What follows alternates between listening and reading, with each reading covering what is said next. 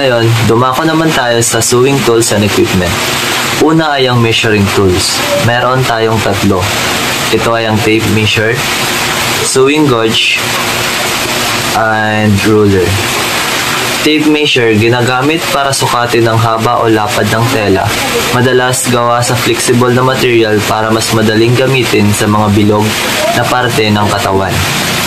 Sunod ay ang sewing gauge, isang maliit na ruler na may adjustable na marker, ginagamit para sa eksaktong pagsukat ng laylayan o mga fold sa tela. Huli ay ang ruler, diretsong ruler para sa mas masusukat na linya o guhit sa tela. Madalas ginagamit kapag kailangan ng tuwid ng mga linya. Cutting tools. Una ay ang seam ripper. Maliit na pangalis ng tahi, ginagamit para madaling tanggalin ang mga maling tahi o tahi na kailangang ulitin. Sunod ay ang rotary cutter and mat.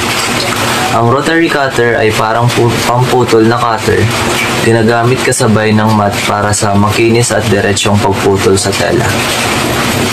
Sunod ay ang cutting scissors. Malalaking gunting na espesyal para sa pagputol ng tela. Huwag gamitin sa papel para manatiling matalas. Then panghuli ay ang thread clippers. Maliit na panggupit ng sinulid para sa mabilis at malinis na pagputol ng mga sobra sa tahi. Marking tools. Una ay ang chalk or dressmaker pencil.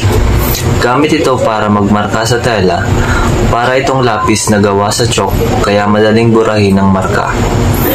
Sunod ay ang liquid marking pen.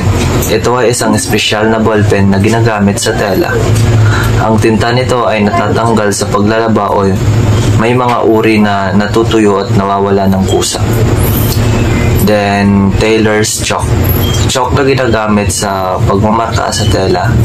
Madaling magamit at madaling mabura. Sunod ay ang wax chalk. Parang tailor's chalk pero gawa sa wax. Mas tumatagal ang marka nito at maaaring gamitin sa mga mas makapal na tela. Panglima ay ang tracing wheel. Gamit ito para kopyahin ang mga linya o marka mula sa papel patungo sa tela. Para itong maliit na rolyo na may mga ngipin. Panghuli ang dressmaking carbon paper. Papel na may tintang carbon, ginagamit kasama ng tracing wheel para magmarka sa tela. Sewing tools. Una ay ang pin cushion. Ito ay isang maliit na unan kung saan tinutusok o nilalagay ang mga karayom para hindi mawala at madaling kunin kapag kailangan. Pangalawa ay ang hand needle. Karaniwang karayom na ginagamit sa pagtatahi gamit ang kamay. Ito ay may maliit na butas sa dulo kung saan ipinapasok ang sinulid. Pangatlo ay ang sewing needle threader. Isang kasangkapan na tumutulong para madaling maipasok ang sinulid sa butas ng karayom. Panghuli ay ang thimble. Maliit na takip para sa daliri na ginagamit para protektahan ito kapag nagtutulak ng karayom sa makapal na tela habang nagtatahi. Ngayon, dumako naman tayo sa basic sewing techniques. Una ay ang pagsulsi ng karayom. Ito ang unang hakbang sa pagtatahi.